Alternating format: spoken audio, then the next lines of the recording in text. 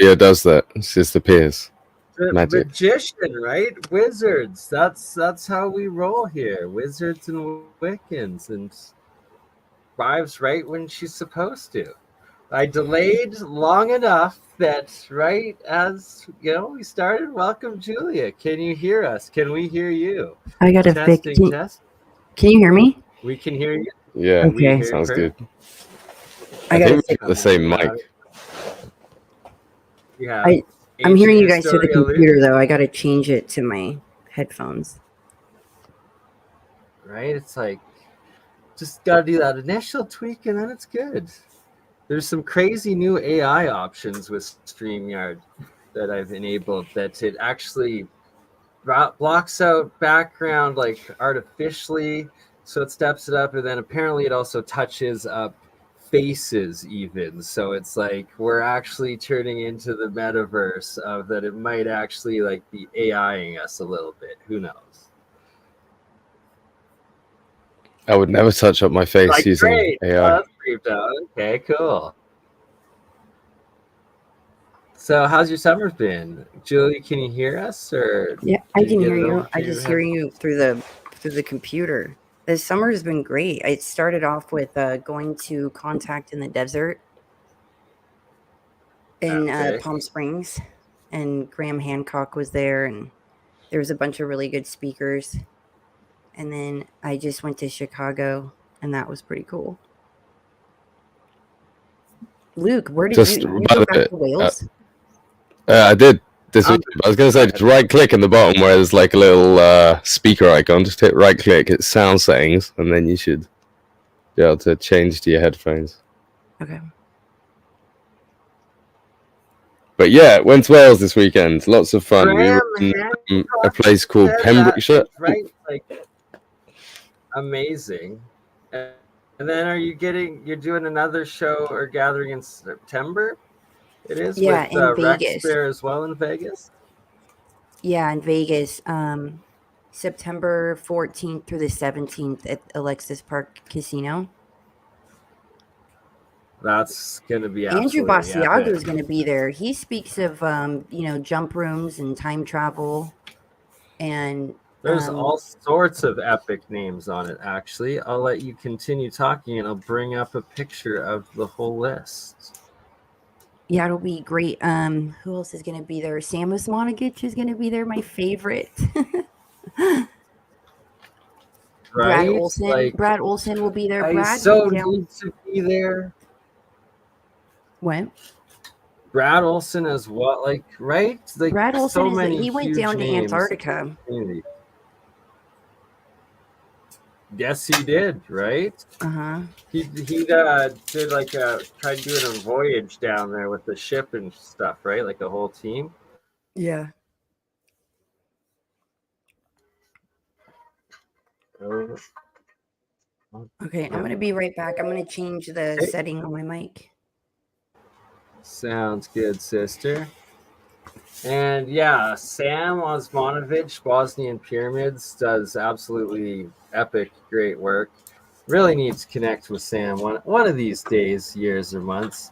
And I'm pretty sure he might be going to the Montana megalith sites afterwards or before it, but while he's over here in North America. And then him and his wife are going to go see Julie, but he's also going to be speaking where Julie's speaking, which is at the Pyramid Conference in Chicago at the end of September. Really? So if anybody's near there, that's going to be amazing because Julie has never spoken publicly. She's always turned it down. And so this is her first time speaking out publicly. And she just got where she could be a tour guide where the national park, really? Montana megaliths approved. National parks? Really? That is fucking phenomenal. Pardon my language, but wow. She's talking about Julie Ryder, the discoverer of Giant's Playground, I believe it is, right next to Sage Wall, and the Montana megalith sites, which are just nuts. And when I spoke to Graham Hancock, he said he wants to make it there. this summer. So, but he said he's under Right, non-disclosure. I've heard that as well. Yeah, he's on an NDA, so it must be. My assumption is that it's for another show or a documentary or film. And so he said he wanted to make it there this summer. So then I told Julie, like, Graham wants to come. And Sage Wall is on, like, there's people that own it. It's on private property. Yeah, it's private land. My buddy Rusty actually lives like within 10 miles of that property. And going to be doing a stream with him pretty soon where he's going to go. He's like, I got to pay them $50. Like, I kind of want to just sneak out for the sake of it, but no, we'll pay. I was like, yeah, like we can raise that. No you know where I'm problem. really interested in going is Blind Frog Ranch. I want any place where there's healing waters. I want to go there and just bathe in it. And that's in Utah. Okay, nice. There's a lot of the salt waters down there and the mineral waters. There's a lake, saltwater lake in Watrous, Saskatchewan, Canada. It was like the one decent thing or like geographic location to go to in my summer vacations that were spent every second year in shitty Saskatchewan, where it's like the joke's like the best thing coming out of Saskatchewan is an empty Greyhound bus. But yeah, it's or that you can see your dog running away for 3 days because it's just flat and nothing. Anywho, there's a lake there called Watrous that you literally float, and it's like you're so buoyant because of the saline salt level in it. You're like on top of the water, and it's like all famous for its mineral properties and whatnot. And yeah, it was always cool going there. In Lourdes, France, they have all the healing waters there, and they tried to get the Vatican to acknowledge all the miracles that they've done there, and all the healings that happen. What? Is that the mountain site in France or a different site in France? I've never been there. I just know Lourdes. Okay, but do you know if it's like a cathedral or is it like a mountain or a natural site? It's like you see, it's this big rock, sort of, and it looks like it looks like almost like a cave mountain where the waters are. Cool.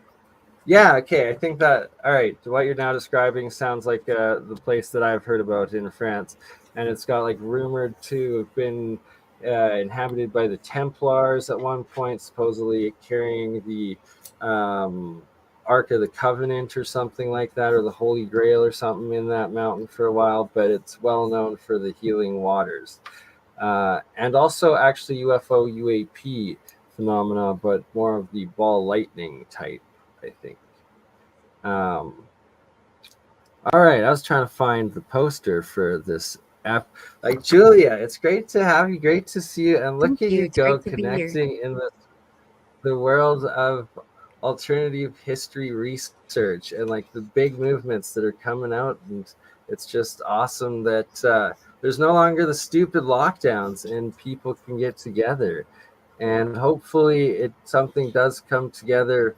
Well, what we got to try to do, and I will email the promoter or the guy putting on it that you sent me the contact to for the September thing, and I'll see if I can even just partake online with them and try and do online streams or something, because you know how to set up a computer, microphone, and camera there with the laptop, and then we can make it a whole panel or something, or different ones before certain presentations.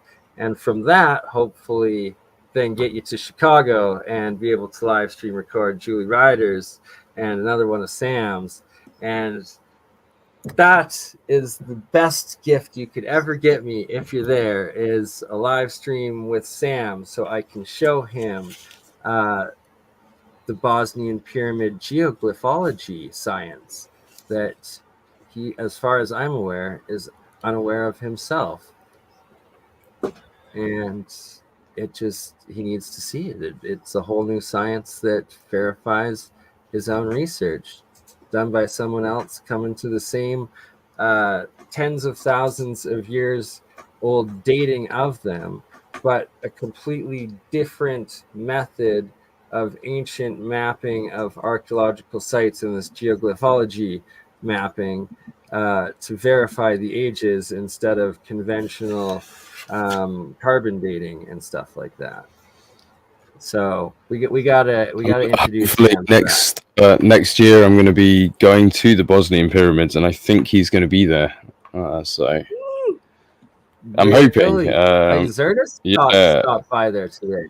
This year, sorry, not today. Oh, really? Yeah. Cam was talking about it, so I've invited myself along to that because I want to go to the Bosnian pyramids. So, fucking right. Yeah. I also. Okay, I'm officially inviting myself as well. Well, Right? Okay, that's two of us invited. Tell Campbell so that he can, because apparently there's like 10 people going or something. So, just be like, I'm coming. Nice. But yeah, he's supposed to be showing us around the Bosnian pyramids and like showing us in areas that you're not usually allowed to go. Private tours. That'll be freaking epic. Yeah, hopefully that should be the case. Get on one of those. But yeah, we need to connect in September to Sam to show him this stuff right here, which literally shows. I think I've been over this with you before, Julia. Have I done it and shown you in depth the geoglyphology of the Bosnian pyramids? Have we shown you this presentation before or no? Luke, have you seen this before or no? Oh, you're talking to me? I thought you were talking to Julia. Sorry, no. No, I haven't. Okay, so I'll explain it a bit. So geoglyphology, it's the Fairham Foundation, and Arthur Fairham's the guy that discovered it. And what it is he measures, for instance, in the Pyramid of the Sun here, he's measuring the lengths of the different angles of the faces of the pyramid. And when he applies it to his geoglyphology mathematics symbol or equation, where it then plots it out from the angle of the cardinal points and the length of the actual line or geoglyph radial, then plotted out on the maps, actually maps out to specific ancient sites, here being Tunis, Luxor, and Lewis Island, the tip of Scotland there on the Bosnian Pyramid of the Sun radials. And then he shows this giant disaster area in Central America that was brought to his attention because one of the ancient radials of the Bosnian Pyramid had gone to this place and it is sunk off the coast. But it's just so in-depth and mind-blowing. It's crazy. There's a lot to this. So now this map here was the original 3 angles of the pyramid, and then the 4 cardinal points added into those original 3 sides. It now gets Gotland Island, the eastern southern boundary border of Russia, both today and apparently 30,000 years ago when it was originally built, as well as to Cape Town, South Africa, the Bay of Nazarenes, and it was originally in Luxor. So 4 more extremely very ancient perceived sites that are included in the actual building geometry architecture of the pyramids. The specific, so both having the 4 cardinal points applied equally, somehow magically the Bosnian pyramid is in the exact middle of what is the southern border of Russia and the Bay of Nazarenes, as well as the northern tip of the British Isles and Luxor. Pretty fascinating. So it's a question. Why is it Luxor and not Cairo? Because you'll see there's one to Cairo here in a few moments in the later pyramid, either the Pyramid of the Moon or the. Well, I just interesting because obviously I did my entire Egyptian series where I looked into the pyramids, and one of the things I found was that the should have been pyramids at Luxor that have disappeared, and I found loads of evidence for that. So the fact that would line up to Luxor makes a lot more sense. Huge, right? Actually, 100%, Luke.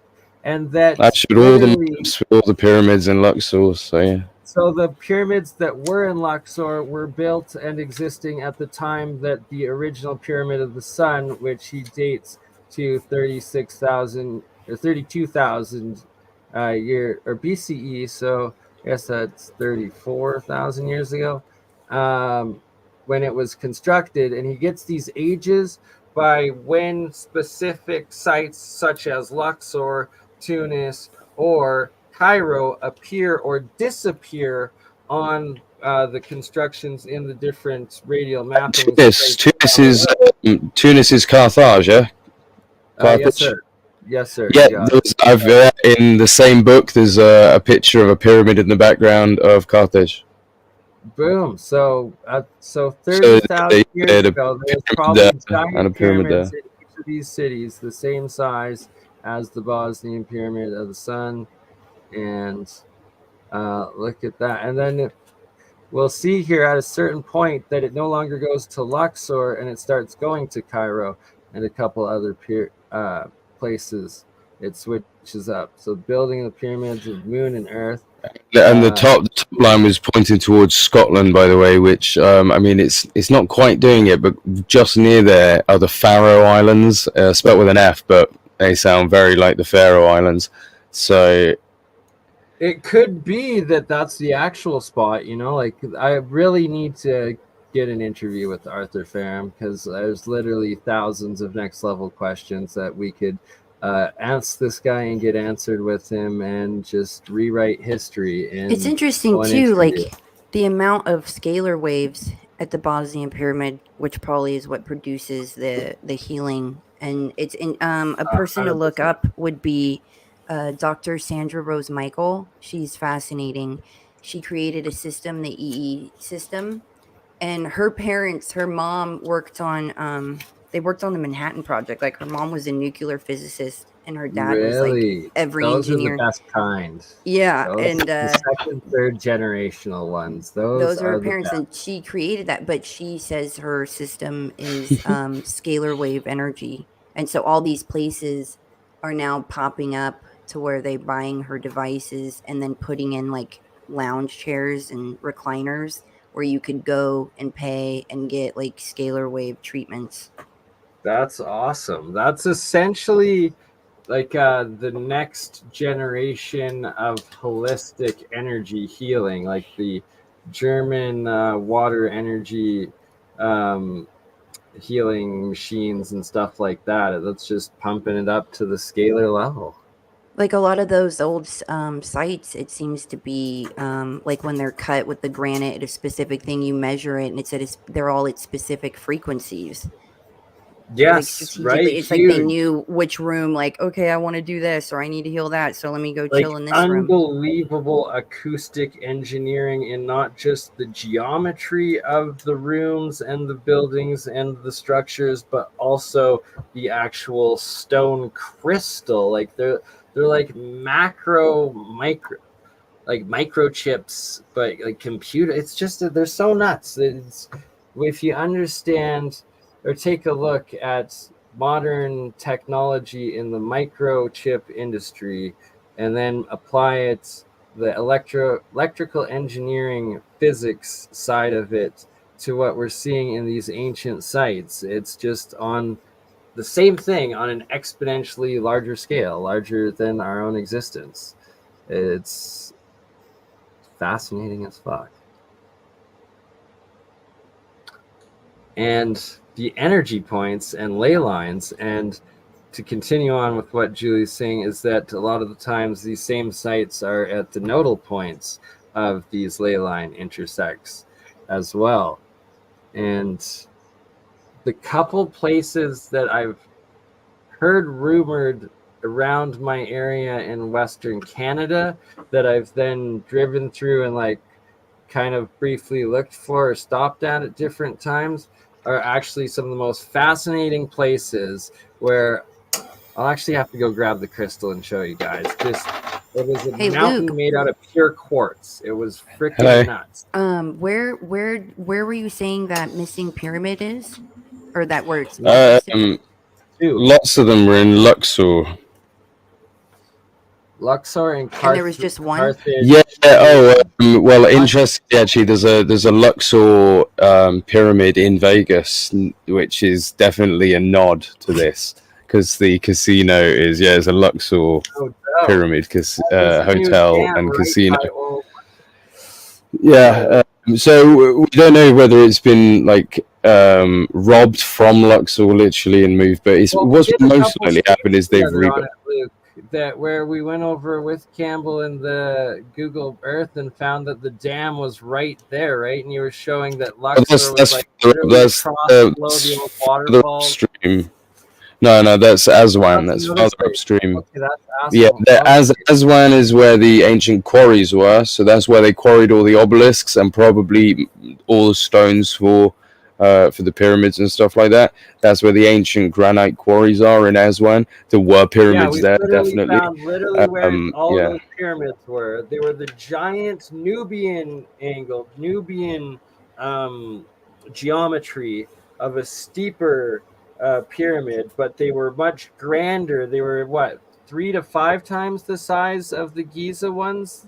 One was 1,600 feet or 1,600 meters. Yeah. I mean, you say we found them, I found them, but yeah. Just clarify that one. 1,600 feet, was the one listed in a French book, which would be about, I think about 4 times the size of the Pyramid of Giza, if it's accurate. The height of this thing would have been enormous, and that was supposedly at Aswan. So, yeah. Absolutely incredible. Mr. Discoverer, do you want to resend that link to the pyramids? And you yes, I can find you a link. Lots of them.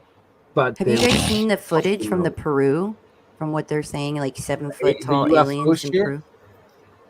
Yeah, apparently an actual predator from Predator and Alien style going around murdering and massacring innocent villagers. I saw footage of a man that they had like with leaves next to a river, like his body was there and they had leaves covering it, and it looked almost like these guys that had a vest on that said police moved him. They took the leaf, this giant leaf was over his body, and like they moved it and they were moving him, and it looked like almost like cattle mutilation where like his face and everything was like lasered off somehow. Lasered. Mm-hmm. Whoa. That's messed up stuff. That kind of matches up. I was doing a stream with Cam the other day all about this UFO kind of hearing stuff that's come up, and I brought up the Mage incident, which is the Brazilian one, where apparently you guys will want to watch the videos. Look up the Mage incident on YouTube, you'll find it.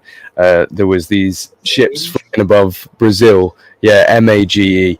There was these ships flying above Brazil, this town Mage in Brazil, and the military was shooting at them and everything, couldn't hit them. And then, according to these people, the Americans turned up and hit them with some laser technology, brought down one of the ships, the rest left. And then there was a load of gunfire in the forest that people were recording on their phones. I have no idea how accurate this is. I'm just relaying information. So, take that for what it's worth. I posted this thing that talked about the KGB, like it was from like 88.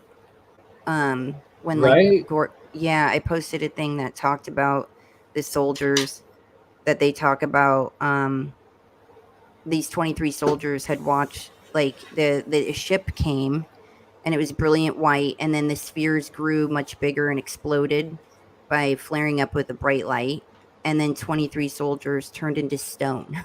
Like it petrified them, and only 2 soldiers who were in the shade, who were less exposed to this like luminous explosion, survived. And then they made the KGB report goes on to say that the remains of the UFO and the petrified soldiers were transferred to a secret scientific research institution near Moscow. And specialists assume that a source of energy that is still unknown to Earthlings instantly changed the structure of the soldiers' living organisms, and having transformed it into a substance whose molecular composition is no different from that of limestone. And Yeah, I said that the KGB file corresponds to reality. This is an extremely menacing case. The alien possessed such weapons and technology that go beyond all of our assumptions. But yeah, there's like a report about it. I thought it was interesting that they petrified them with all the petrification that we see. And we're like, how did this happen? Some Medusa style, like modern day Medusa. And the fact that it I've just sent you the link, by the way. Or all lightning potentially. So could it be a natural energy thing that just randomly comes and turns you to stone, or is it interdimensional, or is it aliens, or is it demons, or what the fuck is it? And actually turning but Phil Schneider, remember Phil Schneider, how he said that when he saw the aliens, that they rubbed their stomach, and then when they went like this, it literally, that's when he's like, yeah, it cut me open like a fish. But that they have a technology where they just barely have to do anything to activate it, really. Yeah. I've just sent you the link, by the way, the one you wanted for the, well, I think the one you wanted for the pyramids. The first one is the one that has the 1,400-foot pyramid, and the second one is an image of the Moris pyramids, which were the ones supposedly built into the man-made lake flooded in the Fayum region of Egypt. Yes, right? The king and the queen's twin pyramids with the dog heads. I'll get you a map to. They had temples on top. I'm not sure if they had dog heads. I know they had temples on top. Click the link anyway. It's in the private chat of the Streamyard. And I'm sending you the map that follows up to that image to show where they are. But yeah, and it's trying to ask me to log in. What, to David Rumsey? Yeah. To Discord or to David Rumsey? David Rumsey. Oh my God, they've locked down David Rumsey. Yes, sir. They've actually locked down David Rumsey. They don't want to see in the maps anymore. And see, that's ridiculous. Shows the Nubian style, but it doesn't show. No, it'll just be a bad link. I'll find it. One sec. I'll have to redo all the links now. They've changed something. Oh dear, those sneaky. Use the other two links. The other two links are fine. I'll find the first one again. Yes, we have the second one up, and it shows the two parallel pyramids in the island in the middle of the lake, but it no longer shows the two. Is it Sirius dogs or whatever? There you Egyptian go. Dog. Nice. Well, yeah, most of the dogs are Sirius is the dog star, so that's why it's got the connections to the dog.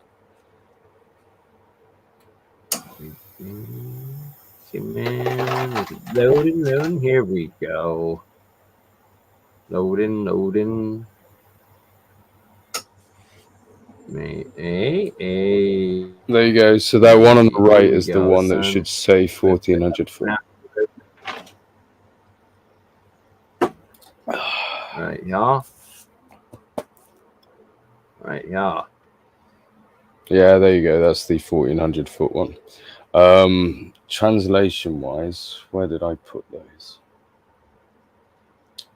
And it also shows right here the old map of the Nile and all the different sites with different pyramids and the falls, right? The waterfalls and the caves and the pyramids by the waterfalls and the caves and the starport by the pyramids and the caves. All sorts of crazy stuff that no longer exists. But used to in Egypt. Yeah, I have the full translations somewhere, but I've had a new PC since then, so they could be anywhere. We've done a couple past streams of it. Maybe I can just. Yeah. I think I have. No, it's all right. Don't worry, bothering about that. We'll move on. It's not that important for today. We want to talk about more about cataclysms anyway, didn't we? Exactly. We were before. The other link. Oh, here's the other map. Okay, share this instead. But I'm trying. Yeah, this one just shows those Moris pyramids up top. So if you go further up to the north, you can see the Moris pyramids on this one are depicted on the map at some point. In fact, they are there right in front of you. You can see the 2 in the bottom left. Yeah, exactly, right there. Boom. But if you go up to the lake should be in the northwest. Northwest. No. Way more northwest. Right. They're just south of Cairo. They should appear. Oh, there. Here we go. Boom. Right there. There you go. Yeah, that's the one. So yes, that's the sepulture of King Moris. So yeah, tomb of King Moris. Moris, and what was the queen? And was it king or pharaoh? Well, this says Moris Regis, which is in Latin, obviously. Well, Moridus Regis, which is King Moridus. Morris, Myrig in Welsh. But yeah. Oh, in Welsh, a king Welsh. Interesting. Well, I mean, it's not that surprising, really, considering you can decode the hieroglyphs with the Welsh language. So yeah, they would have actually series you've done and gone into. Yeah, I've just done a video today about that. I've not released it yet. I just had an interview with somebody who's a bit of an expert on like Colburn, which is the British end of that language. But it's essentially this one language that's come all the way from Egypt. It's ended up in the Phoenicians, the Assyrians, Pelasgians, Asia Minor, Aegeans, the Greeks, the Latins, Etruscans, Romans, the Gauls, the Iberians. Essentially, everyone has had this. Yeah, it is kind of the story of Babylon. We all had this one language and this one root, but it's been divided up. And nowadays, they've got this etymological trail, which doesn't really make sense. Things pop from, they like to use Latin as the base, and everything pops into Latin, back out of Latin, but it doesn't make any sense. What are they calling that language? The person you spoke to, what are they referring to it as? The one that's in Britain is called Colburn. Colburn. Sorry, just trying to find a freaking short that has the one picture I want to show of these two pyramids with what the heck I was talking Somebody said they can't handle the decibels. My mic isn't too loud, is it? Should I turn it down? No, you're good. You're good. Sorry. I like Luke's voice really loud. He has like a really, he's the best voice, so it's like I hope it's really loud. Exactly. We love Luke. We love Luke's voice. We love Julia. We love Julia's voice. We love you all. I'm gonna hide in my drink. Bert and Ernie, though. We got rid of them. Okay. What else were we going to go over? Many different things. There's that one, but that's the hike. You wanted to talk about cataclysms, didn't you? You wanted to talk about resets. Yeah, cataclysms. So why did we do that? Let's talk about some cataclysms. So I mean, if people want to look into some of the cataclysms, some of the people that follow are Chan Thomas. He wrote the Adam and Eve story, which was the one that was classified by the CIA. This comes up quite a bit. It was he talks about essentially a pole shift based on a motion of geomagnetism and lava flow underneath the earth, which acts as a plastic or as a kind of a solid, basically, when the geomagnetic structure is solid. But when it fails, it starts to act like a liquid, and the weight of the poles, as well as like a combination of the spin and the angular momentum, accords for the poles to shift, and the equator moves up and the pole moves to the equator. So this is something that appears in all of these people. So you've got Immanuel Velikovsky, he believes similar things, this kind of cyclical destruction. Zachariah Sitchin, Eric von Daniken, but they go more with the Nibiru and the extra planets moving into the region over like an an orbit of like 3,600 years, elliptical style moving in, which is something we see. Sorry, Luke, to interrupt. I just quick want to state I was wrong. It's not dog heads. It's like the giant statue dudes that's on top of the two pyramids. Not dog heads, but the Colossus, what they call like the Colossus giant statue. Yeah. It's like Anubis's ears. Yeah, I see that. Yeah, Anubis was what I originally was trying to. In fact, yeah, thinking and Colossus. saying, That "Oh, was another thing that we found a lot more of in the pyramid searches. Found a lot more Colossus heads located around in different places. But yeah, so Chan Thomas, if you want to read about the pole shifts based on that, he believes that the Earth kind of pole shifts every essentially 6 to 8 to maybe 10,000 years. He puts the Noah's flood at around 6,000 BC, and then he puts the Adam and Eve story at about 11,700 BC. And then I think the next one after that is about 19,000 BC. And he puts them all the way back to 50,000 BC. And he uses things like frozen mammoths and the curvature of like of the streams and stuff as the ice is melted to say that too much weight has been applied. And it says these kind of striation marks are evident of these multiple cyclical actions, which is something called catastrophism instead of Darwinism. So Darwinism is the slow evolution of life on Earth, whereas catastrophism is like something happens. Catastrophism was what we used to be taught as the geological model of Earth in academia and in higher education. And it was like that up until World War I. And then after World War I, there was the whole debate, and even Einstein settled that he more agreed with crustal displacement and catastrophic events in the Earth history and model, as opposed to this slow, what we've now come up with, this BS crustal displacement movement and volcanic, where in fact it's just from massive cataclysms that completely devastated and changed the entire face of the realm or planet in the past that seem to be realm-wide extinction level events, and many of them, and pretty much every 10,000 years. Luke, what's really interesting about that too, you see things like Africa splitting, where you're like, there's, where you're like, wow, was this happening right now? Well, yeah, I mean, there's lots of different events that I think different authors put down to that cause these kind of things. Pole shift is definitely at the center of it, and I think I made a video on this recently which it was really good. Shows that, thank you, yeah, it shows how the geomagnetic poles are moving and how they're actually moving closer together. The South Pole is moving towards Australia, the North Pole is moving to Siberia, and the Japanese scientists, they believe it might be based upon a geomagnetic anomaly that's found in Lake Baikal in Russia, which is literally where Tartaria kind of started, around this Barzhuzhin region of Mongolia / Russia / China. Is this small section, well, it's a very big section, but small section when you consider the whole planet.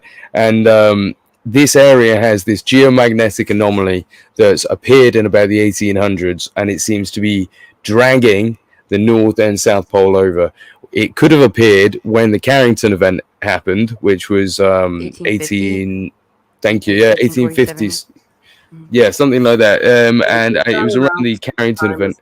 I think I was 1846 actually, but I might be wrong on that. I'll have to double check. Yeah, it's been 1647. So I don't know. I'm dyslexic. And 1859, we were all wrong. 1859, yeah, because there was a geomagnetic reversal in the North Pole in 1859, and that's because at that point it was chilling in Canada, near Hudson Bay, just a bit north of there, and then it suddenly turned around and went, I'm going to Siberia. Well, so they always have umbrellas covering them, and like the long sleeve. You're like, what's going on with the weather? Like what everyone was wearing. Yeah, and there seems like so much more, like it was almost tropical, or at least like normal weather up where in Alaska and Antarctica and stuff. Like there's towns and villages, castles and shit, pyramids all over Siberia, and we see ruins there now. Well, the next like set of people that believe in different things are the Immanuel Velikovsky. Obviously, he believes in a similar type of cyclical cataclysm, but these were based on solar movements. So Immanuel Velikovsky himself, he believes that what caused our last flood, the Noah flood, was actually Venus moving around out of orbit as a comet, as it was ejected by Jupiter. So he actually believed that Venus was somehow a moon of Jupiter which got evicted and sent all the way through to us and eventually settled down in its own orbit. Now, if we move to like Zachariah Sitchin and Eric Van Daniken, they believe, Luke, that modern day now the Electric Universe, Warren Thornhill, I believe, is the group leader. They have taken on Velikovsky's theory and are trying to put forward plasma evidence of these giant cataclysms between the heavenly bodies, and so trying to support Velikovsky's original theory. Just to to go into more depth about Velikovsky, so he believed that the Earth had multiple cataclysms, which is the same as Chan Thomas, Zachariah Sitchin, etc., and he, like the rest, attributes human mythology that we've got in the terms of Adam and Eve, the fires of biblical destruction, the floods, these to be myths that are based in actual truth of events that have happened. Now, he agrees as well that it's catastrophism rather than Darwinism, that the Earth is a lot younger than it seems. These millions of years haven't really taken place, but it's been a much more cataclysmic, shorter period, which has caused these destructions and these erasures of certain species, which has allowed us to be born a lot quicker. So, I mean, in a weird way, you could say it's a middle point between the standard mainstream model and the young Earth model. It's this kind of, well, it's not as old as they say, but it's not as young as they say, which I think could work for some people. But he believes that Mercury was involved in the Tower of Babel falling. He believes that Jupiter was involved in Sodom and Gomorrah being destroyed. He believes that Venus was, like I said, ejected by Jupiter and became like a comet, moving around the solar system, causing loads of havoc for the Earth. And he actually believed that Earth once orbited a proto-Saturn, which was a sun-like Saturn. So if you imagine Saturn as an actual burning sun, he believed that that was what caused Noah's flood, when the Earth was ejected after a mass ejection of the plasma which was around Saturn. So if you imagine now Saturn's a gas giant, they try and Immanuel Velikovsky and his proponents suggest that it was actually a sun before, in a twin system with our own sun, and it's binary, right? That there's no planet X or Nibiru. In fact, the dark sun is in fact Saturn. Yes, which this kind of matches in weird ways with the old stories that we have. So there's authors like Alan Wilson who will go into the old stories of Kronos and Saturn, Zeus, Jupiter, to show how these stories that we're seeing are stories of planets being destroyed. So, for example, in Greek mythology, we know that Zeus defeated his father Kronos, the Titan. Kronos, is an evil Titan, ate his children, and Zeus had to lock him away in Tartarus, of all places, with the rest of the Titans. Well, this notion was that Kronos is Saturn, as we know. Kronos, Saturn, and Zeus is Jupiter. So the idea behind this was that Saturn was eating its own moons, it was sucking in the planets that were hovering around it, and Jupiter came in somehow and defeated Saturn and freed the moons, and that's what it is. So Saturn was the largest planet, it was the ruler of the solar system, and then Jupiter came flying in from somewhere and decided, I'm the king now, and that is the defeat that they talk about. And that matches in a way with what Thomas Van Flandern says, with the destroyed planets being Tiamat of planet 5 and Marduk being Jupiter. So the idea being that Tiamat was destroyed. So on that aspect, all evidence points that there was a giant water rock planet that was the fourth planet that Mars was a moon for, and that it was destroyed, and that's what's become the asteroid belt. That's why one half of Mars is covered in absolute devastation craters, the other half is just dry and barren with a bunch of pyramids, as well as this mofo face right here is on Mars staring at us. And in fact, they've gotten hundreds of pictures of it where it is a face from different angles, different times of day, different light. And they try to make it not appear to be a face. But then when you look at the area around it, this is called Cydonia, and it's in a giant, what looks like a dried mini seabed or lake bed, is a bunch of pyramids. And I will have to bring up a picture of that later, but there's literally 30 different pyramids surrounding the face of Mars. And some of them are 5-sided pyramids that look a lot like this right here in the Grand Canyon, as well as, like the Isis temple here that used to have this giant entrance into it. And then they decided, oh, well, we need to go cover it up. And why did the U.S. military government go in and cover a wall of a mountain, supposedly water erosion in Grand Canyon? Julie, what are your thoughts on that? You found. Go on. I was going to finish saying that Thomas Van Vanden, Thomas Van Vanden, exactly what you said about Mars being the old place where humans originated. It was a moon around Tiamat, and then he believed that Planet 5, which I think he thought was Jupiter, but so I think he thought that Planet 5 was Tiamat, and Jupiter, which is known as Marduk in the stories, came flying in, and on its first hit destroyed the planet, and we all evacuated Mars. Mars settled into its new orbit as a planet itself, and we all moved to Earth. This matches what Zecharia Sitchin suggested, except he believed that it was Nibiru that came flying in as the 12th planet that is on an elliptical orbit of 3,600 years. He believed that came flying in, and in fact that it was Nibiru that was Marduk and not Jupiter, and that it hit Tiamat.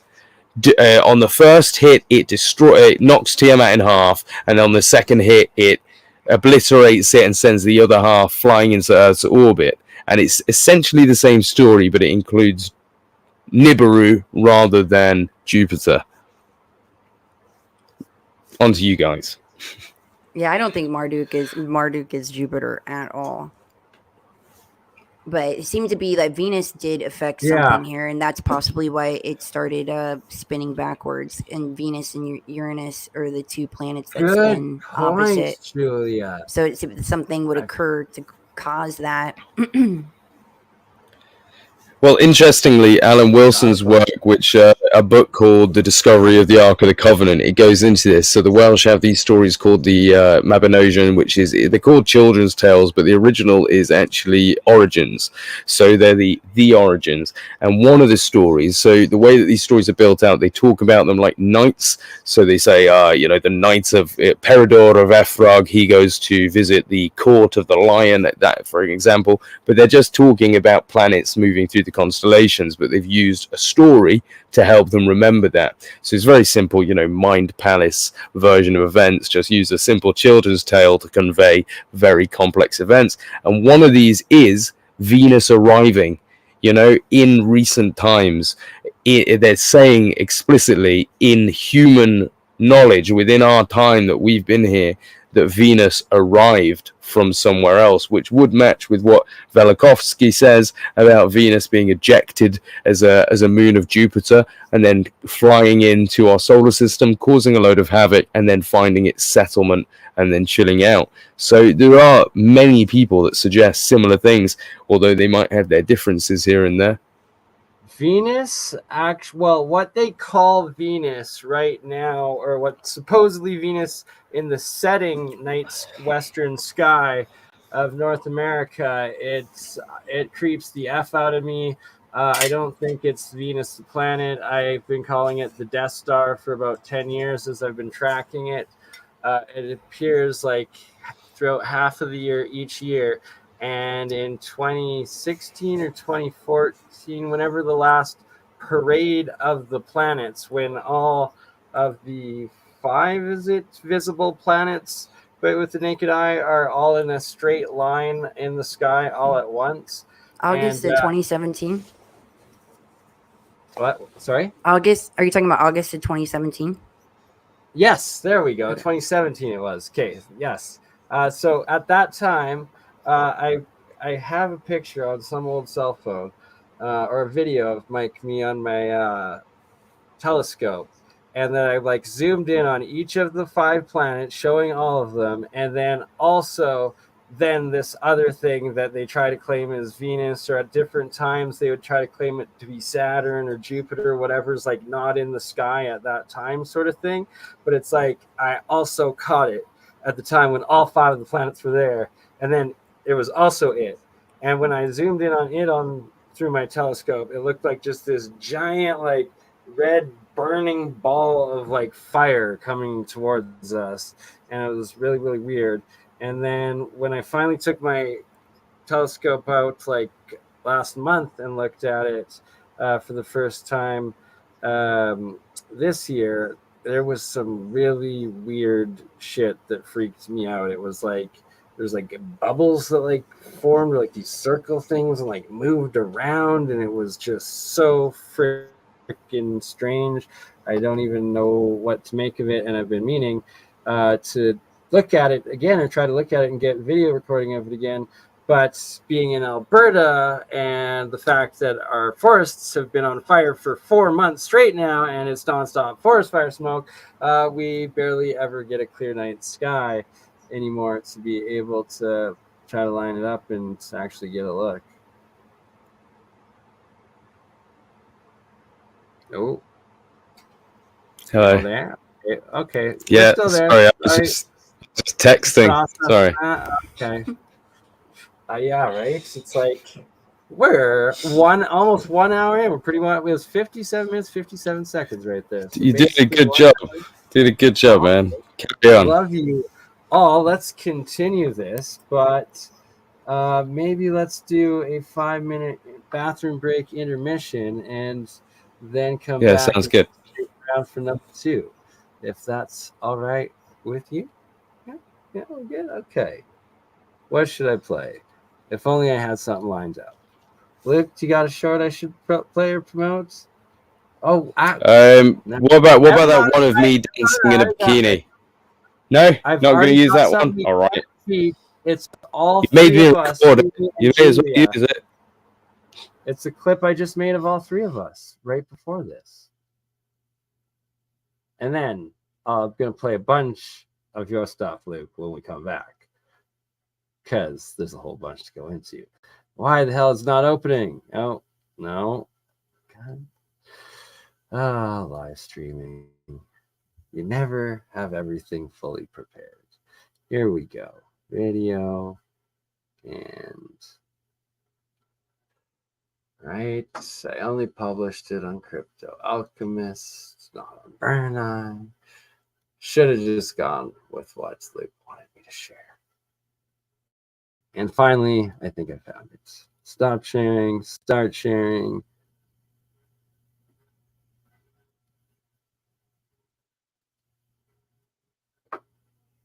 Here.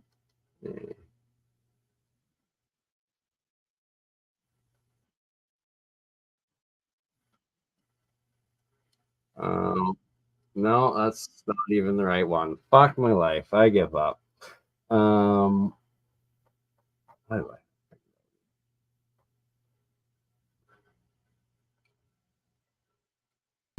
The resonant frequency of the Earth is 432 hertz, and all music was written and played in 432, but it was changed in World War II by Himmler, I believe. It was behind it, and they changed it all to 440.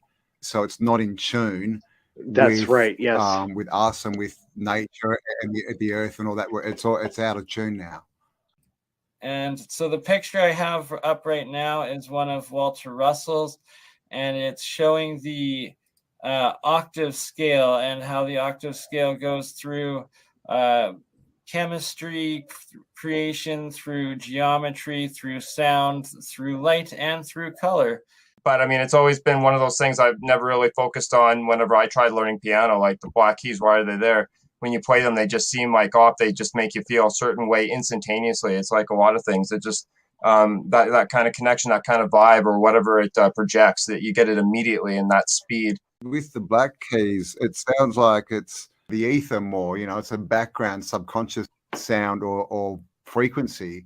You know, like to do with dreams and the other realms, which is interesting because when you listen to music today, especially like the pop music, it's got a very heavy backbeat, right? We put you in a certain state where you're accepting with the backbeat, and then they sing all their lyrics into your mind, which is how they program you. Yeah, no, absolutely. Ooh, so that's like if you're resonating with the right harmony, you're getting like up in consciousness or in dreamland. If you're resonating with the dark hole, you're getting sucked back down to like the upside down. No, thank you, Stranger Things. If I'm doing certain sounds, sometimes like if I'm doing like breathing sounds or sounds with my throat, it depends. Like, but some of those frequencies do calm me down. And, a lot of those frequencies can be used to trigger people to feel, anxiety as well. And I think that happens a lot. And it's open to conspiracy and to interpretation on how people use those frequencies to really put people at a state of vulnerability. Because music's very powerful in that kind of way that can, shape even the most strongest of minds. Yeah, it's subliminal. And also, it's the way I see it too is it's been used all throughout history. If you even goes back to the biblical times, when they crumbled the walls of Jericho, they used a certain tone and frequency as a weapon, right? And we're doing it again today. We're coming up with ultrasonic weapons.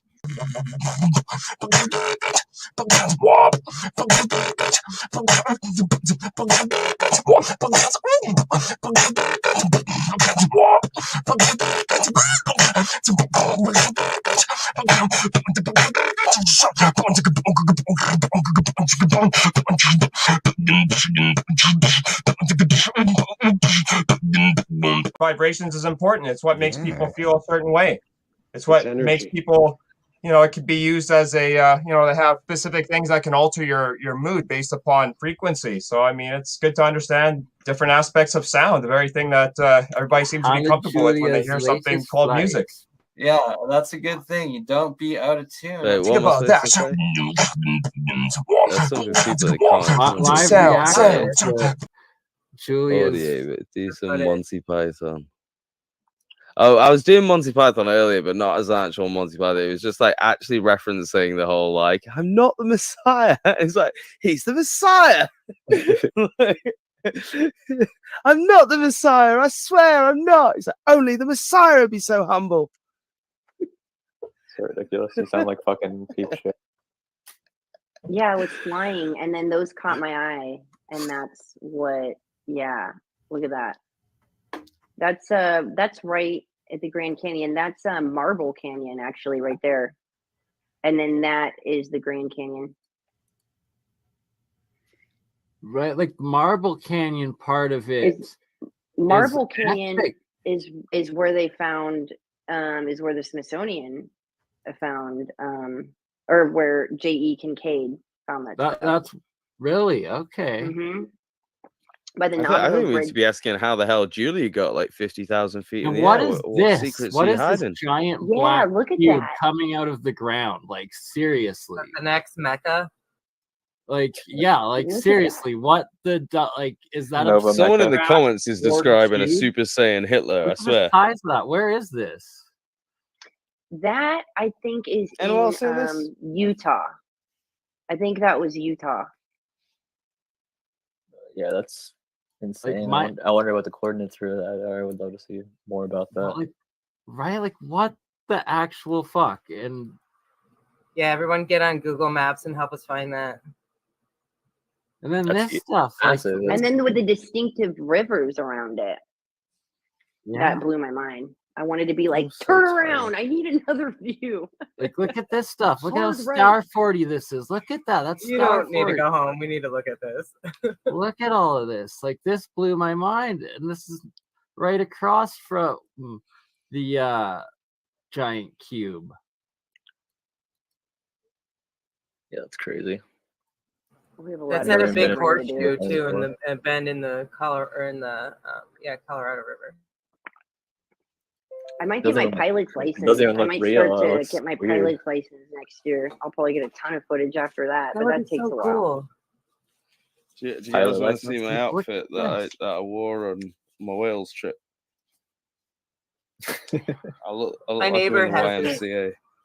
Wait, I'll hit you up with this. How long did it take him? How long did it take your neighbor to get it?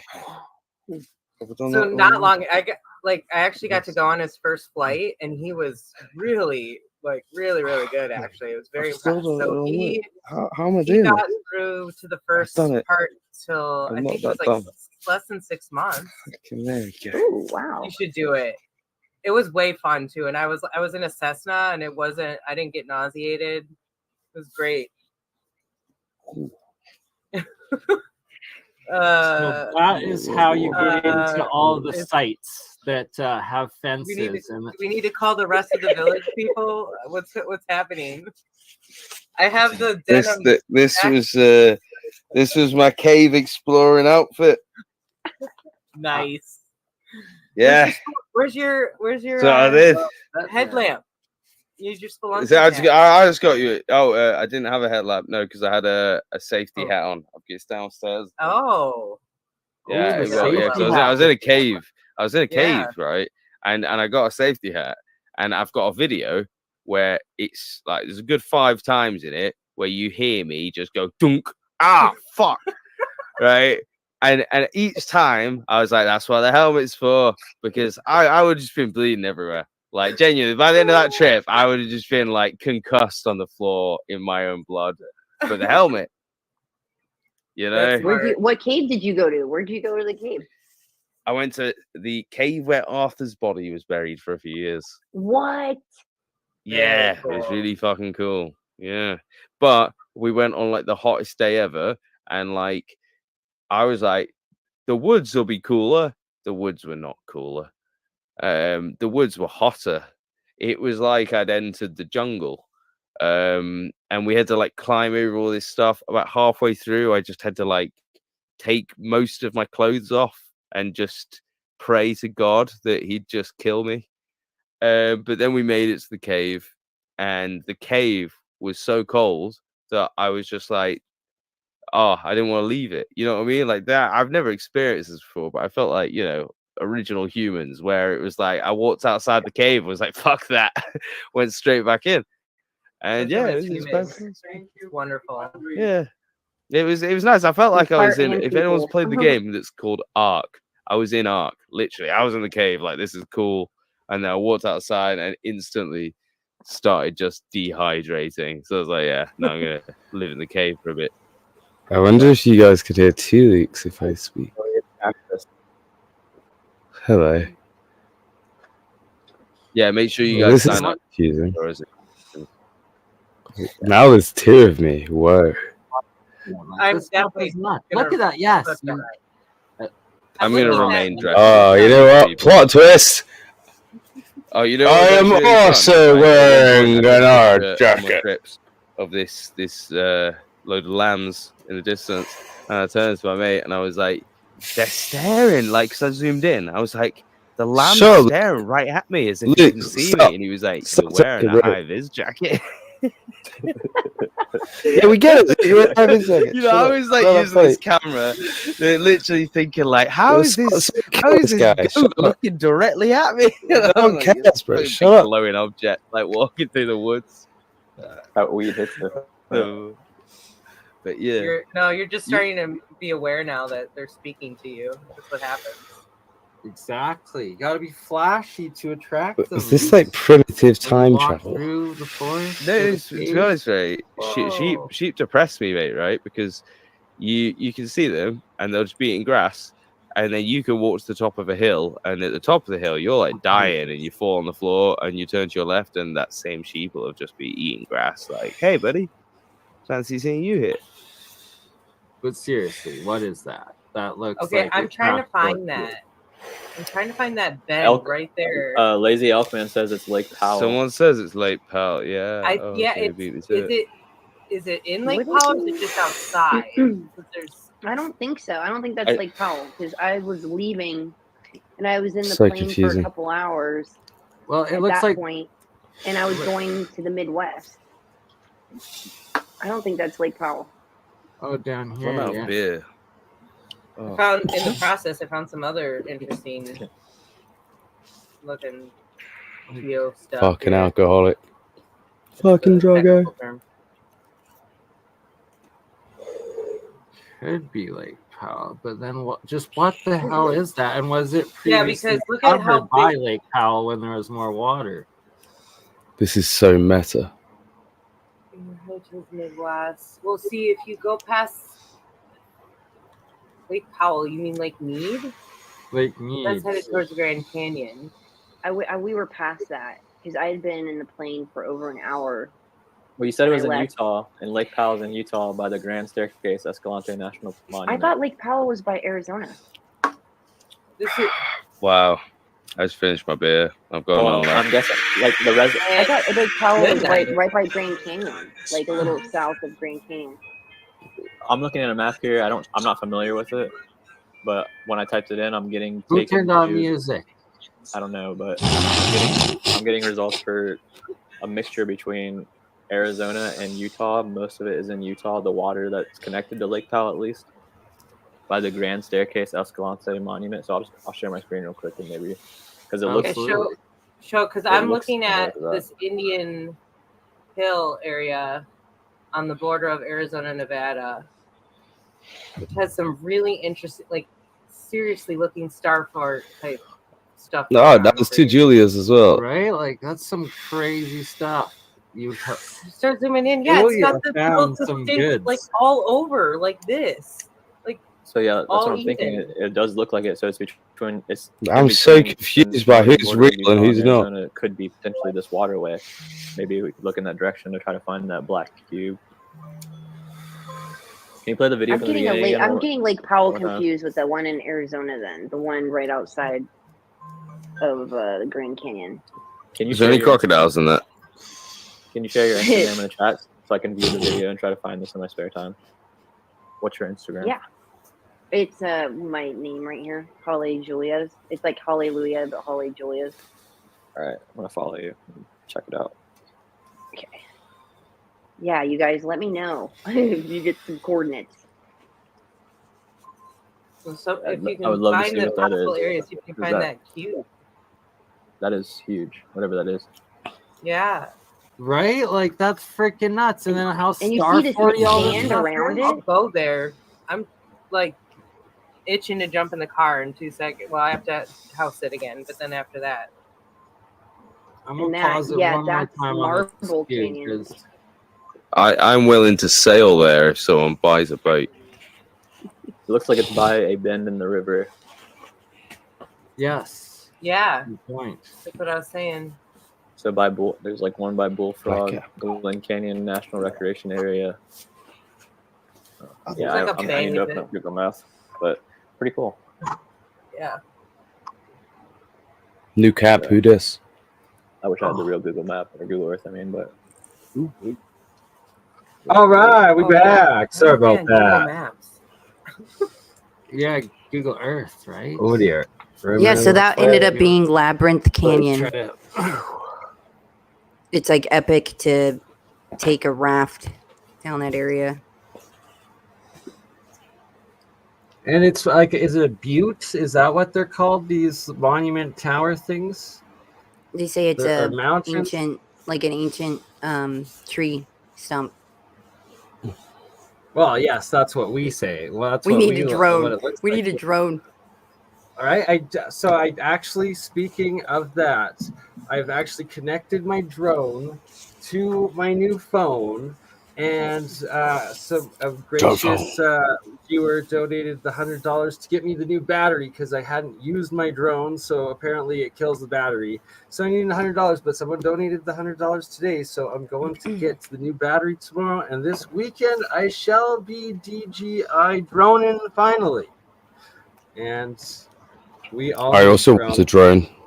If But- anyone wants to. Yeah, apparently we need hacked drones because a lot of places, specifically these places, they already have it pre-programmed into the drone software that it will not fly in these actual areas. Like it will literally not let you go into that area. It's nuts. And it's because they're these they're literal no fly zones. Oh my. Thank you, sister. Bless your soul. To You the are drone welcome. fun. And we will be droning, and that brings up my recent trips that I will be going back to these locations. Hopefully, I will be going back to them on the way to Montana and meeting Sam, or at least going to meet Julia Ryder at some point this fall. She stops And doing tours like by the second week of September. okay, that is very good to know. Maybe we can do a private one at the I first know. week of October That after would the be great for Chicago my show. birthday. Oh my God, it's your birthday. It's meant to be. I'm October going to meet 6th. you. We're going to meet up in October, Julia. And this right here is my picture of I took on the ground at the Medicine Hat, Alberta Badlands, the Guardians. So for those that are unfamiliar, my logo here, Crypto Alchemist, or this little valley here with the native warrior guy there.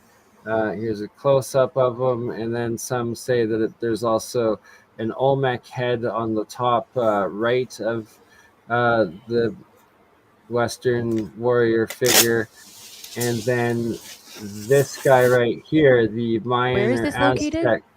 Where are these? So southern Alberta, Canada. So it's right by where I live. It's right by it's actually within 100 miles of, probably 50 miles of the Montana border. And so this second guy here, what looks like could be an Asian elder or an elongated skull guy on the right, and then on the left side, this Aztec Mayan warrior with what they call the dragon or feather serpent headdress or crown, whatever the heck it is. But this whole hillside, so this is actually like 20 different hills making up this Aztec face guy, and this is one of them. And every single one of these hills that make up the faces, I showed Lucas earlier, asked him what he thought it is. Julia, what does that look like to you? We're this hill right here? Yeah, like what do you make of all these lines on it? What is that? We see terraces, and we see terrorists. No, we do not see terrorists. We see the exact opposite, Luke. Yeah, way to get us AI flagged, you crazy Luciferian. Just kidding. Or am I? Point being, it looks like they're kind of pyramidal, but more so they look artificially constructed, and that there's these parallel repeating concentric lines making up every single hillside of these features. And it looks like, I say these ancient terraces because when we were talking before the stream, you mentioned that you found the exact same stuff in Wales, is it? Yeah, I've had loads of this stuff in Wales. Sibs had a really good photo. Like, I don't know if can you guys see that? Oh, Sibs yes. is a Hold on, SIBS, seeing is believing. He's got excellent stuff. Yeah, I think that one's in France, I believe. That picture is from France. I do follow Sibs on Instagram, right? I think you do. Right, so it's like, look at this. Every single angle has these perfect parallel terrace levels built into it. And I was briefly talked to the ranchers, farmers that own some of these lands, and like they definitely are not responsible for making this stuff. As I walked it, like this is ancient ass stuff. Like the only tracks of vehicles you can see is like one truck path right here, and then one animal path right here, and then the rest of this is that would be steep. interesting to remote view, like, because I'll look at something from the outside, but like remote viewing it and seeing underneath is just, it's completely Am I different. hallucinating, or is there like a figure right there under it? I don't know. I'm probably hallucinating. Not on drugs, just pareidolia. Anywho, it almost looks like an owl. I don't know. Do you guys see like a line thing made out, or no? Anyways, there could be faces within faces, animals within it. So lots of this art seems to be done that way. But yeah, look at this. Just every single hill is covered with these parallel terrace layers and levels, and must be artificially constructed. It's my own personal opinion, and it Michael Tellinger has shown in South Africa these ancient terraces that go across all of the mountains. They're connecting as different stone circles. And then also Brian Forster throughout Peru, Bolivia has shown all the crazy ancient, what are called Inca terraces, but the Incas claimed that it was the gods before them. And we have like the Olmecs, the Mayans, and the Aztecs, pretty much the exact same faces that are in these giant sites. And so then there's also this guy here, which I clearly see in the middle on the left-hand side, the white shaded side, the what looks like a Birdman, elongated head nose Birdman from like Easter Island, Hawaii style. And then the Moai or Moai, I forget how to pronounce it, but forgive me, New Zealand Micronesia style figure on the right, the darker face, but with the giant brims and kind of what they make their totems out of there, as well as their monoliths. Luke, is that a pussycat? Is that a cat purring? Yeah. Oh, so many things I want to say right now. Right? Yeah. I'm afraid to. I'm afraid to. He's a little cutie. Luke is a kind, gentle soul with a beautiful animal lover. And as I temporarily cover up all of us, sorry, let's actually focus on the kitty for a second. I did not mean to do that. That isn't that ironic. There we go. Sorry, I thought we had that. Oh no, she's just down here. You can't see her. She's here. She's got a little white underbelly, and the rest is black. No, she's mostly white. She's just got like black. She's torty on top. So you just don't have your lights on before stream. Yeah, like, I gotta put it's because it's 11:15. It's 11:15 at night. So I haven't got up to change the lighting. It had sunlight before when we started. But yeah, no, she's a little gorgeous thing. I had the door shut, but she opened it, didn't you? Yes, you did. Yes, so she's having a nice eat of my arm right now, aren't you? Yes, that was a very unnecessary attack, wasn't it? Yes.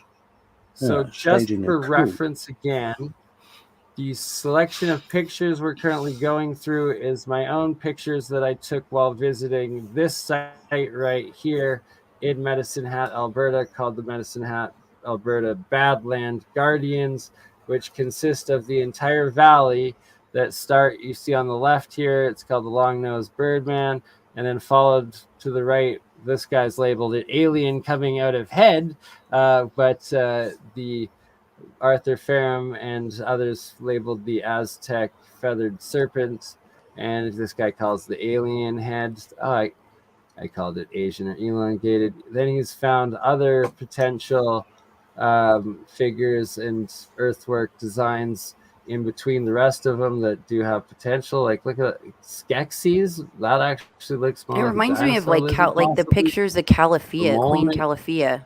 Right? The one right here, the Badlands Guardian. It reminds me of her. Look to the very right. That looks like almost like, oh wow. Frick. One of Thor's in freaking Marvel characters. Anyway, some goddess warrior I see above what he's got, the yelling native by the original Badlands Guardian guy.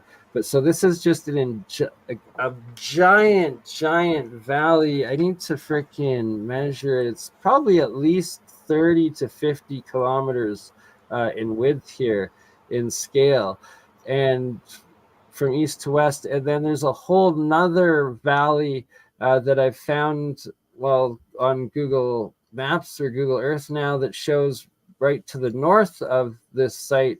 There's 4 or 5 more Badland Guardians that look almost more like the original labeled Badland Guardian or the Western Indigenous Native Warriors. I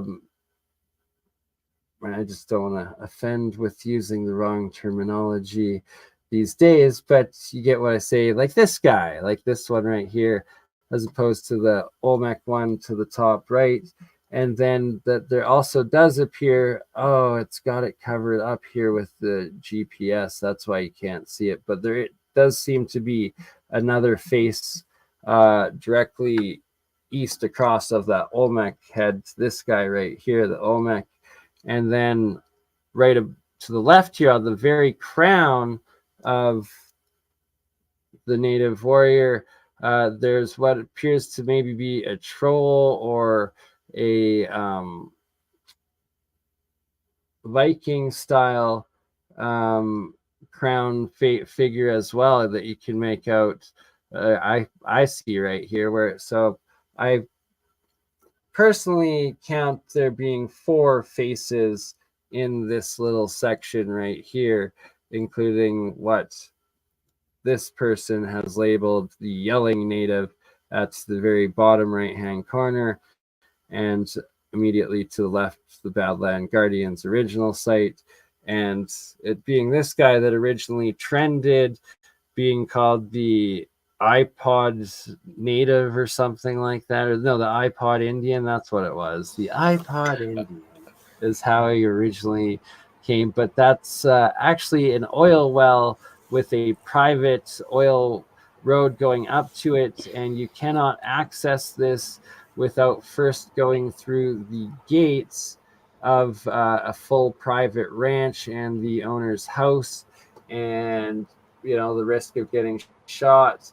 And then so that you can see is in the bottom right side, so the southeastern side of this area, and then on the northwestern top side is this guy, and you see the road here that separates him and the alien or elongated head guy on the right side, and that is on the opposite side. But that is where I am here. These are what these pictures are that I'm showing you that make up all of these terraces that from above show you giant faces that are not pareidolia, because clearly these look artificially constructed, and this looks like hey, let me talk about that. I can tell you exactly what that is, right? And also can you highlight Joe Cool's comment that says, or is it to catch and hold water so it does not run all to the bottom? If you'd highlight that and keep an eye on this, you're close. This is a drainage sump, is what that is. So really, exactly what he said. You keep Joe Cool. Go back to Joe Cool's catch water. So this is exactly what we're seeing in Wales, right? So those 2 areas there, what will probably be under that grass is a load of fine stones, thin, small stones, and these are drainage sumps, right? This is so the moisture. So I talked to you before we went live about those being arched so that they could grow plants on them. The water would run down each of the arches, and now what that is that's the drainage sump. So for all the water that soaks into the rocks, into the soil and into the rocks, that's going to come out in those drainage sumps, and it's going to form a little lake. It's going to form a river that streams down to the proper river. So that's what they've done there.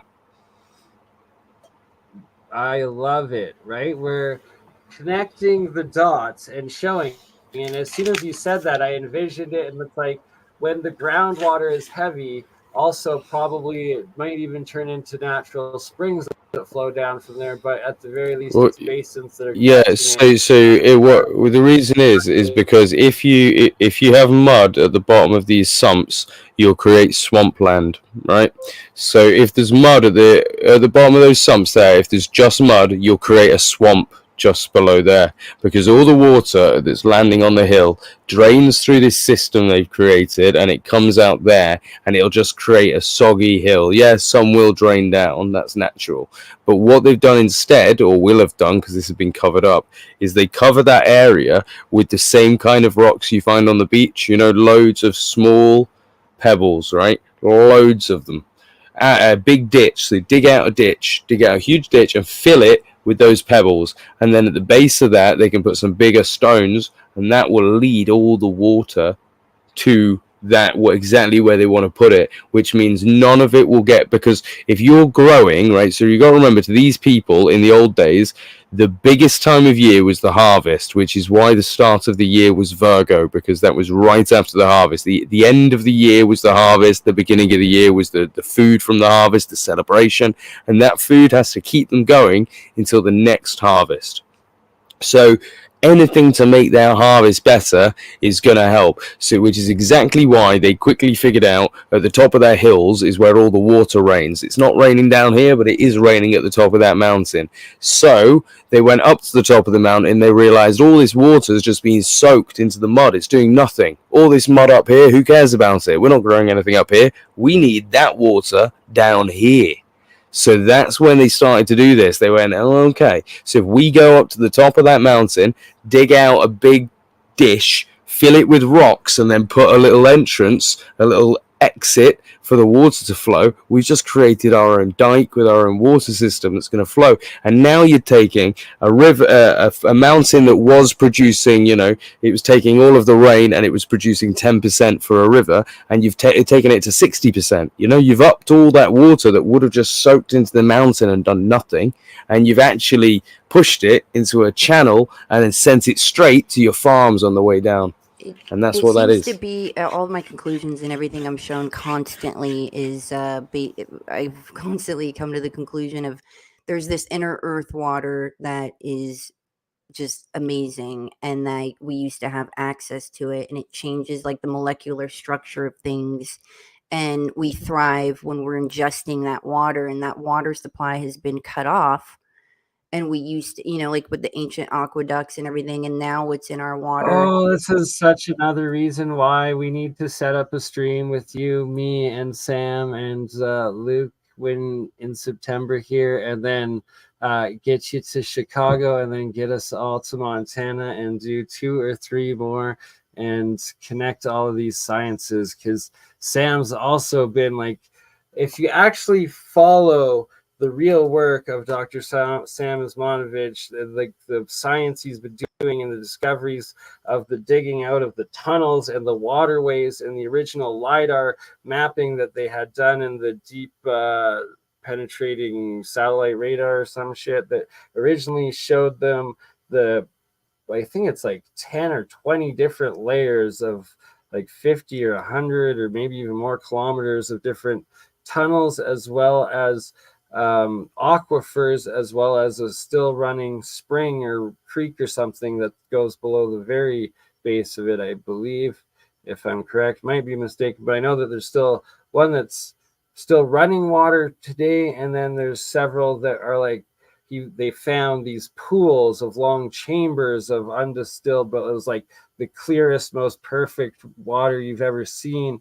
And then they like found a couple leaves or something, carbon dated it to like 10 or 11,000 years ago or something, if I'm not mistaken, but just fascinating different stuff. And then he's really gone into actually trying to understand the science of geopolymer, of scalar energy, of structured water, and how it all fits in together, the geometry, the symmetry, and the sacred geometry of it all, and why the ancients did this macro architectural structural building and technology. And rant. But yeah, the irrigation system, I think, is the most likely explanation for a lot of these things, because the most important. When you look, well, it's huge. Well, I mean, you get terraforming from it because it causes a feedback loop. So when you imagine you've got X amounts of rainfall, yeah, well, it's a feedback loop nonetheless. But you get this rainfall that's on the hills. So obviously you can have this hydration on the hills. If you filter more of that back down to the lowlands, then you're going to get more evaporation, which means there's going to be more rain. So more rain's going to fill this area, and then you're going to get more evaporation. So you can actually turn an area from, semi-arid to quite lush. And I think that's what they've done around Egypt, around the Nile, because they talk about the Nile, the areas being Kemet, because the black areas around the Nile, because of its hydration, because of the actual Nile itself keeping those areas moist in comparison to the sandy regions out to the east and west. Well, I think they figured that out. You can look at Jerusalem for the best example. So we know Jerusalem as being called Jerusalem, as in city of peace. In Wales, you'll find it being called Caer Salem. The Salem comes from the pools of Siloam. So it means peace, but the pools of Siloam is what the name comes from. So it's Jerusalem. And the pools of Siloam notoriously came from somewhere else. They're a river system that came from outside of Jerusalem, and they flowed intermittently. So I think it's quite evident that the Siloam were this. Well, right? It was an underground aquifer that brought up to a fountain or something like that originally in Jerusalem. Well, Jerusalem, we don't know. No, it was supposed to be a river system that most likely came from a hill nearby. So if you imagine an arid land, they probably thought, right, we've set up our village here, there's no water, but there is water on the mountain. So they use that as their thing. So basically the waters flowed intermittently. They'd only have water when it rained. And if it didn't rain, they'd have no water. You can see this same kind of thing in Sodom and Gomorrah. When there was no rain, they had no water in the city. So you have to ask, well, how was rain? So for example, think about your nearby river. If it hasn't rained in a few weeks, your river doesn't dry up, does it? So what is causing exactly? So the reason more dry up in Jerusalem. That there's the more ancient we find in Peru, in Iran, I think in India, there's a few, Yemen as well, these few spaces left that have these underground water systems that run all the way up from the mountains, perfectly carved, perfectly aquifered, leveled, flow. Yeah, maybe it's a way to pull up the water and then get that good water flowing down. It pulls it up. The primary water, exactly, and it brings it all from the mountains and then down all the way through the desert in these places for like 100 or 1,000 kilometers all the way to the ocean. But that there's these ancient infrastructures of like wells all along it, or like an ancient. Well, the notion is right. So imagine these mountains that I'm talking about. If the mountains have got caverns, in which they do, so all the water that lands, so for thousands of years, all the rainwater that's landing on these hills is draining through bedrock into caves, right? So if you've ever been in a cave system and it's dripping on you, the water's literally dripping, even though it's not rained outside, you're still being dripped on, right? That's because that water that's in there is dripping on you. So if you imagine deep below you, there is a cavern where all that water has been dripping through for years, and it's being distilled by all the rocks. So all the rocks are getting rid of all the shit because it's literally draining through rock itself, so that no pollution can get through, and it creates these caverns of water that fill up. And that's your prime water because it's the cleanest water you can get to. It's not fucked by all the shit that we do to it on the surface. That reminds me of the cordyceps that are they're more than gold. The ones that are found at a certain elevation are higher, and it's super expensive. But it's the way that, because it's at such a high elevation, the way that the water collects in those mountains up there, and people risk their lives to go up there and to collect the cordyceps, and it's worth more than gold. But it's all about the water and how it's collected and how it, dissipates in it. the structured water and the colloidal waters, right? And essentially, scalar water is charging it with all of the proper energies. And with a lot of these star forts, there's what do you call it? There's hydraulics. Like it seems to go deep underground, and there's an hydraulic system. I remote viewed it and I saw it, but then I came across a blueprint of star forts that shows this ancient hydraulic system, and it's almost like they had a system of pumping the water up and through and used it as communication, used it for, because that water is abundant. Like it's almost like they know they need it for their crops. And when I look at something like this, it's like to me it looks like a way to like delegate the water from deep below into, run it off into the, like, for terraforming or for crops. Exactly what all of it is. Like the hydraulics are the underlying. I'll pull up a couple of the diagrams here of the star forts. The underlying, like, whole purpose and structure, and the fact that it would have had to been built from the underground up in all of these massive macro structures in order to actually incorporate these different aquifers and hydraulics. Advanced, My favorite star fort is Alba Julia in Romania, and that's where they found the Tartarian tablet. It's absolutely fascinating, and it's spelled it's Alba, Alba, and then it's Iulia. That's star fort.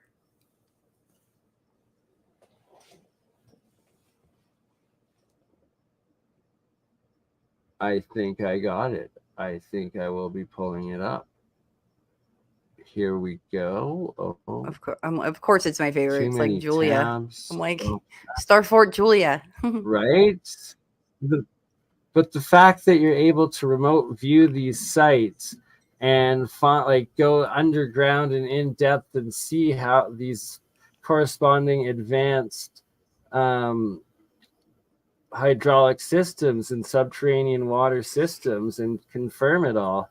There was also these columns that were in there that had very specific metals inside of it, and I'm not exactly sure what those are used for.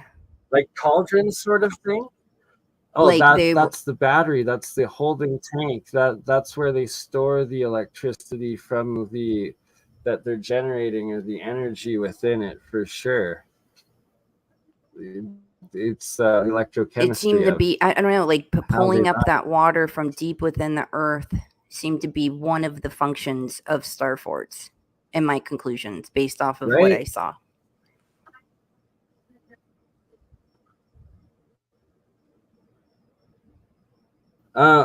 And I've come to the exact same parallel conclusions with my research from a different angle of it, but it all makes sense, and it's all just connecting that it was bringing up these primary waters, and that it provided, like, every star fort could have been a Garden of Eden, essentially, with these layers upon layers of canals, but like essentially hydroponic systems, and also hydraulic systems that powered everything. So everything was analog powered, so it was water powered, not necessarily needing to even be electrically powered. It was just we had so much energy, industry, agriculture, everything from the water just coming up and then flowing down, cascading from canal level to canal level to canal level.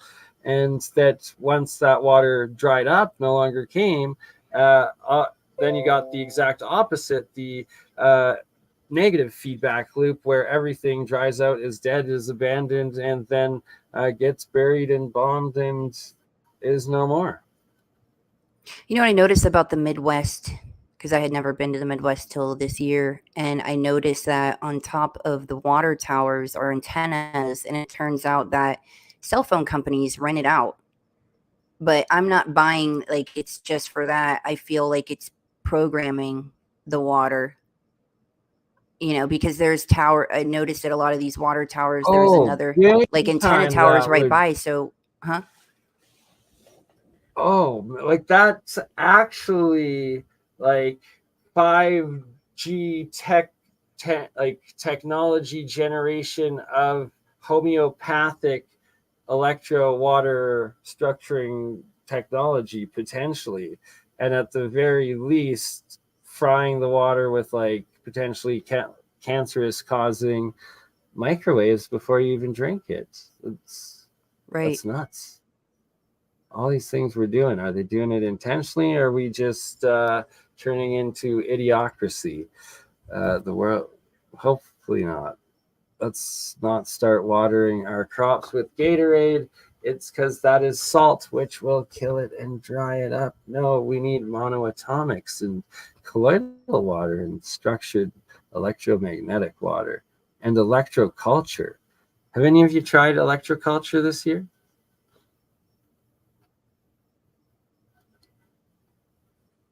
No. Oh, we lost Luke to the cat.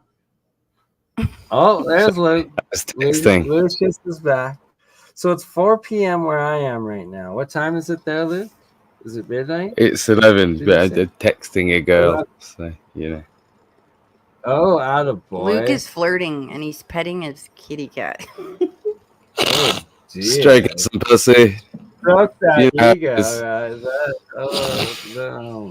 Just cash. No, I was out on expeditions, and we went to a castle in Wales, and afterwards we went for a drink, and then we got invited to have more drinks by this group of girls, and a nice one. Nice. It turned into a treasure hunt. He found gold at the end of the rainbow. Exactly. Well, we're going back at the end of the month, so plant the seed, as they say. Right? So, well, depending on how deep of a seed you want to plant, I don't know. Homunculus Luke, whatever you choose. But here we go. It's an cooking program. Everywhere, it's this terraces, and that when we see it in Vietnam, China, Cambodia, Indonesia, it's still being used, and it's bountiful, and people are living everywhere, getting all this still bountiful, next level hydroponics everywhere system. And then you see, apparently, I did an episode stream showing it all in Yemen, but it's all dried up and dead. And then in Peru, Bolivia, it's all dried up and dead. And then, in South Africa, all dried up and dead. And here it's appearing in what are called the Badlands. And it's these old ancient sites that, it dried up and it died out very, very quickly. And it had a huge negative feedback loop where everything quickly became inhospitable and turned into desert, where before it was and maybe that's why the cathedrals. Maybe that's why the cathedrals started. Maybe they lost access to the inner water, the inner earth healing waters, and so they realized their response to it was, "Let's charge this. We could do this through, somatically and frequency, and through and with the organs and." And maybe that was their solution to being cut off from the inner earth waters. Well, the holy water, right? The fountain of youth. That they would charge it and bring it up from the beginning. And the possibilities of the crazy cymatics in those windows. Some of them are like the hydrogen, and then others are actual musical tone notes and octaves and stuff that potentially...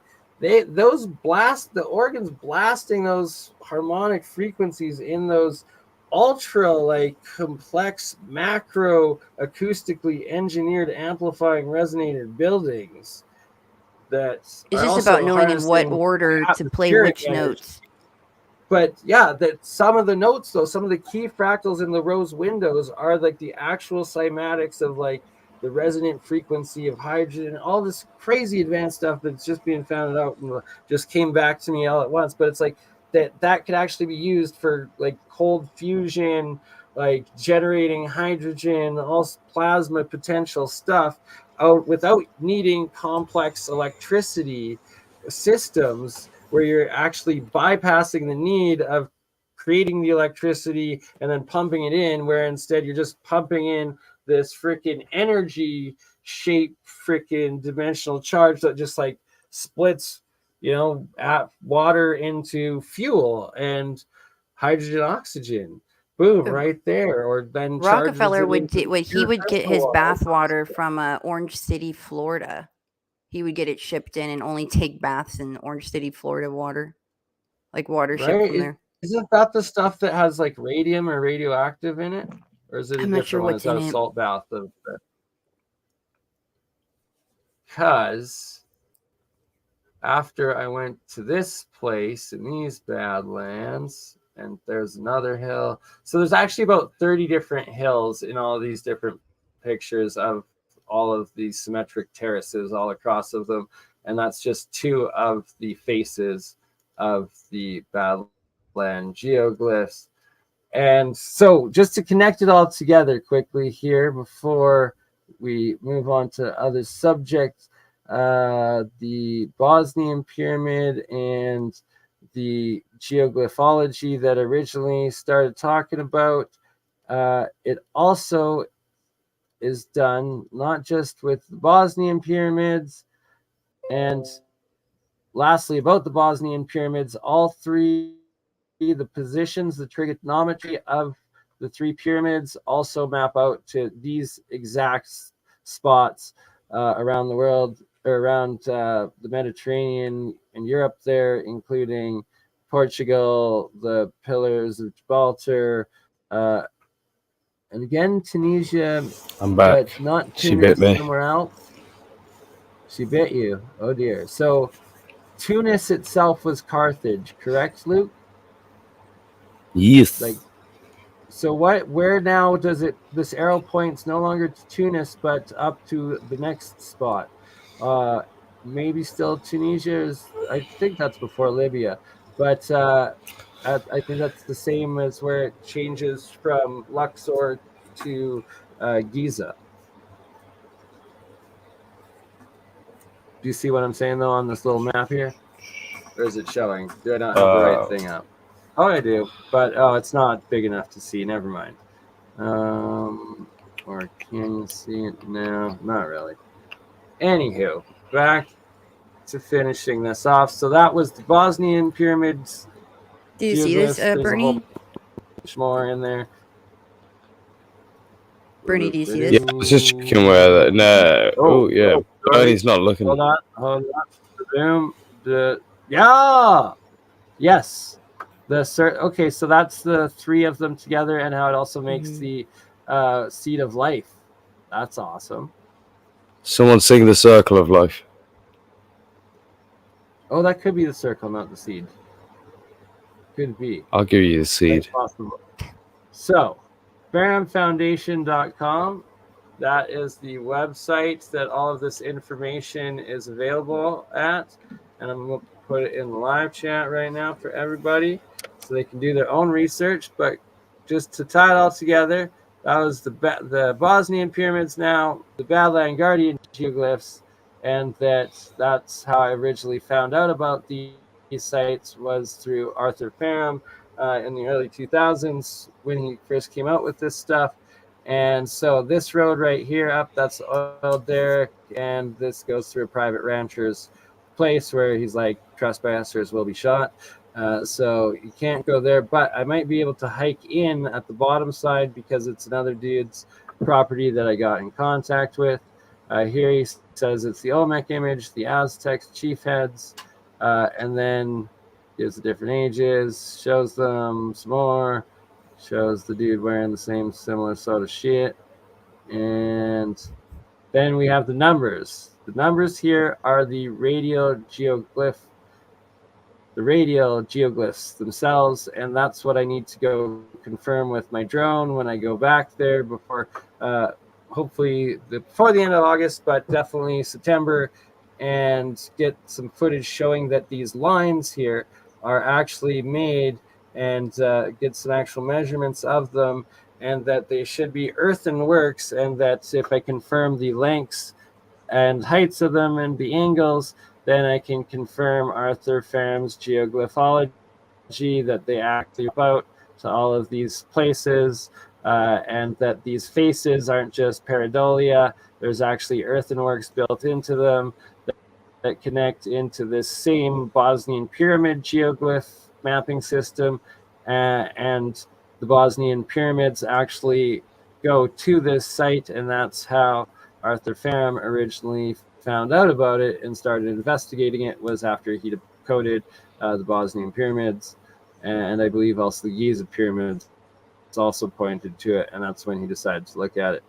And yeah, so here's like the heads on top of the main warrior dude, and those radials go to like Greenland, Cornland, Southern Canary Islands, junction of Ottawa River, Portsmouth, New Hampshire, Maitland, Canada. He found a new tower in middle of nowhere, Canada, but it was like right, I think, some around the Niagara or the waterways.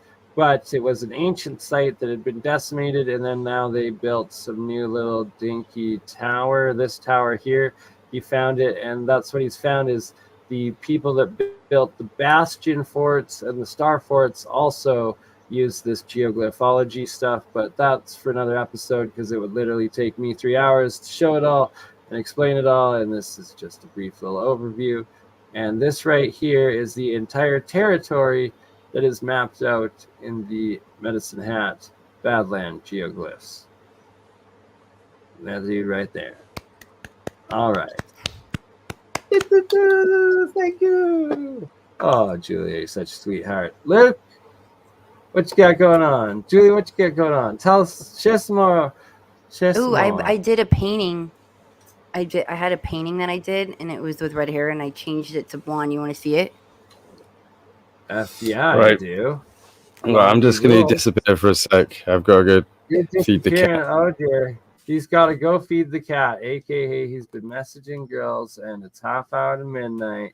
Oh, snap. It's 2 minutes to 4:20 here. I like that. That's some freaky deaky. Mannequin steez. I'm going to case. So how about at the same time,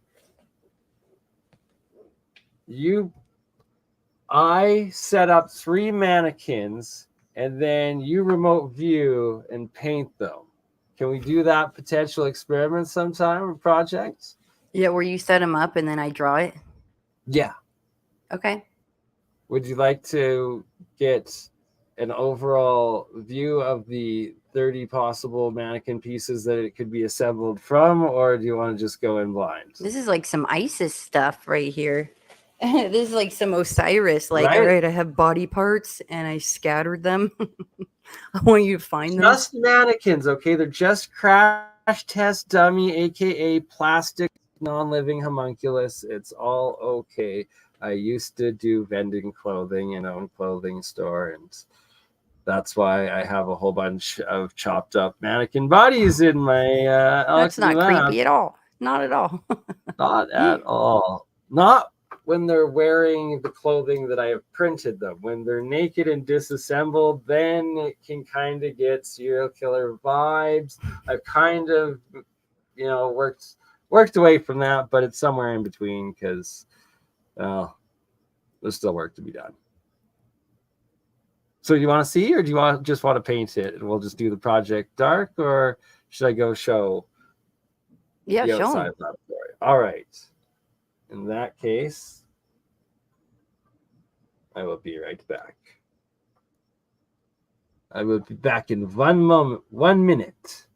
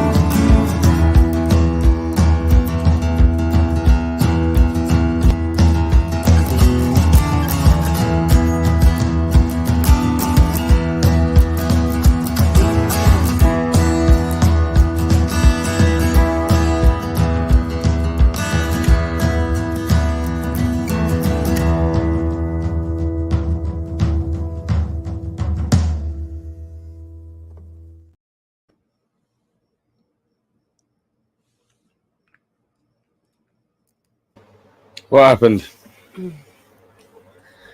Did I end the world? Bernie went to get mannequins? Hopefully you didn't end the world. I mean, There's that's my terrifying. number one lookout right there. Slick Rick hiding in the corner. I don't know. He might be missing his arms, but he's fully dressed. He got pants. He got like a collared shirt, and he got a hat. But his hat, if you look real close, and can y'all hear so me? You're gonna take the mannequin and go to and take it to a certain location. I gotta find the location. That's up to you. But look, the Slick Rick, he's always watching. He's got like 100 eyes on his hat. Talk about third eye. That's like 300 eyes. He's like the Alex Gray drawing with all the eyes. Right. So I like when I used to live with my ex back in the day and have my silk screening out of like my back garage. I'd like randomly set up several different mannequins like throughout the night in different spots throughout like the yard, front yard, sometimes the neighbors' places. It got pretty funny. I wish I had recorded it. Right? It's like I'm not racist at all. My bottom, the Trinity, the three like bottom the silver bitches, one, silver, black, and white. Right? You know, like all colors, green, reds, everything in between. That's the mannequin. Those are the mannequins that we have. Oh God, she's missing stuff. She's at least partly covered, but oh, we just got freaking legs there, no torso. Oh God. Shit, some cold cases might be solved by me airing this. Just kidding. Unless I somehow turned real people into mannequins. Isn't that where the homunculus? It's kind of like the homunculus experiments. Or do I take the homunculus experiment and turn it into the mannequin golem, combine them, and we'll get like a Frankenstein homunculus golem? Yeah, these are some of my designs. These tank tops actually glow in the dark when they get charged up. Burn Cron, because I'm Bernie and I burn chronics. Leftover from my vending clothing days before lockdown. All my shit is now in storage. Gotta get them out. Thank you. You lost 10 watchers since you started showing people your mannequins. Well, it's 4:24 right now, and at 4:20 I started showing my burn cron. Well, 4:20 burn cron. Literally on the back of my shirt it says established 4:20, so it was meant to be. And what was the whole point of it all? Showing the mannequins. Yeah. So do you want me to take them to random locations, or do I just select a couple and put them in like? I usually prefer to do targets blind and like. Okay, that's what I'm saying. So you have to write down the longitude and latitude in an envelope and label it. But you have to be very specific. Guys, it's going to explore. But it's 25 past 11, and Daddy needs some duck in his stomach, so I'm gonna go cook a duck, and I'm gonna eat that. Sorry, Luke. So it was lovely to see you both. It was lovely to see all you mannequins in the background. Hold on. I hope to not see you again. All right, guys, I'm going to head out too. Thank you for a great catch stream. You later. It was wonderful talking to you. Yeah, thank you, Bernie, and I will catch you on the next episode, my dog. Much love, brother. Thanks for joining us. We will catch you on the next one. We'll do this again soon. Julia. Oh, Julia's gone now too. All right, pleasure. Well, we'll have to have them all back very soon and set it up with Sam Zvanovich, where Julia's with him in September and in Vegas. And those interested that can make it, tickets, I believe, are still available, and I will post links for it. And we'll do a full stream on just that. Coming up, having Julia back on as well as Luke. Got another one coming up with Alchemist, Shem, Tartarian Truth, myself tomorrow. Frankie, New West Reset, can send you the invite as well. If you want to join, we'll do an open panel. Actually, we'll send it out to all of you lovely souls that want to join in. And on that note, we will almost end this. But for 30 seconds before we say our final bye-byes. You crazy mother. Yeah. It's just BurnEye. Hey, BurnEye just like last week, huh? Weekend at Bernie's.